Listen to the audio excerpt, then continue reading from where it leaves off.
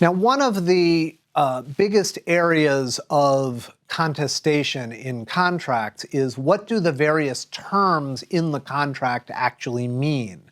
Parties may think they're talking about the same thing, but they may have different assumptions as to what the contractual terms actually entail and require. So the core terms have to be definite and certain. And courts will look both to the express terms of the contracts, and they will interpret the linguistic formulation that's used in the contract, but they will also look at the ongoing course of conduct of the parties. They will look at how the parties behaved. Did they behave in a way consistent with one interpretation or another? Have they been in contractual arrangements for many, many years and they've always been doing it a certain way?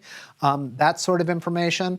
And they'll also look at trade usage. So if a particular term is generally interpreted a certain way in a given trade, and this contract is in that trade, then that contract will be interpreted and that term will be interpreted according to the customary usage among people who know that business.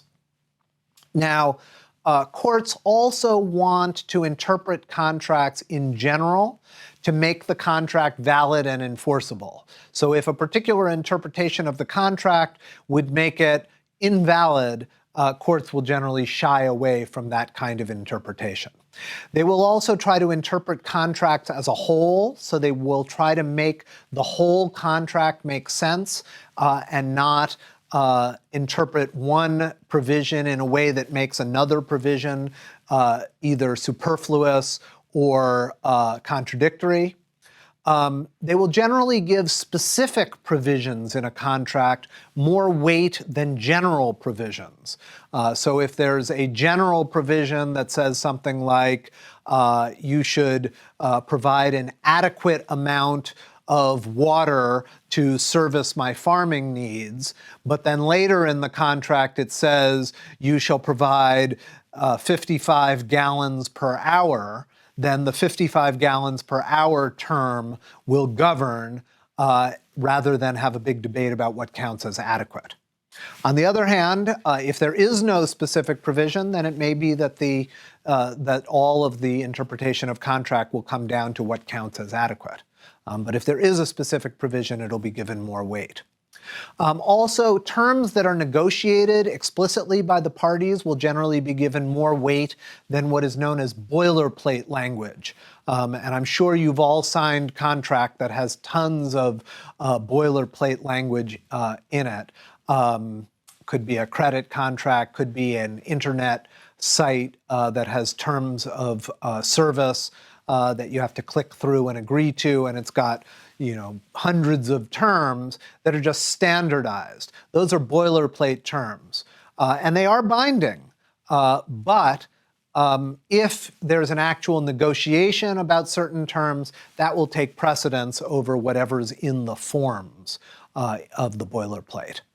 And if there's an ambiguity in the contract, that ambiguity will generally be interpreted against whoever wrote it.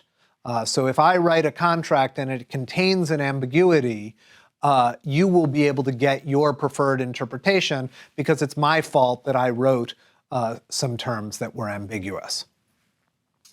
Now, if a written contract is formed and it's deemed to be an integrated whole, this is the entire contract between us, then there is a doctrine known as the parole evidence rule. And that excludes either written or oral testimony that is designed to explain the contract or add extra terms to it. And the reason for that is relatively obvious. We don't trust that testimony. If two parties have a contract and the contract is valid and it sets forth all the relevant terms, and then I come in and later and say, yeah, well, I signed that contract, but we actually had a conversation 2 days later and we changed the terms a little bit and I have no proof of that, it's not surprising that courts would not allow that. So they call it the parole evidence rule. It's really misnamed because it's not parole means oral, but this doesn't only have to do with oral testimony. It could be written or oral, but if you're trying to explain a contract that is already a written whole, that's unreliable testimony and it won't be allowed. The only exception would be testimony to show somehow that there was an additional agreement or condition in existence, but then again, you would have to really do a lot to prove it. Now, contracts can be made subject to conditions, even in an event that's not certain to occur. So you can have what are called conditions precedent, meaning conditions that have already happened.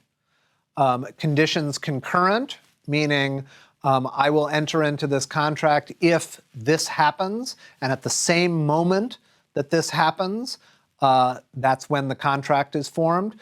Or there could be a condition subsequent, meaning on the basis of this promise, something else will happen at some point in the future. And so you can have conditions precedent, concurrent, and subsequent.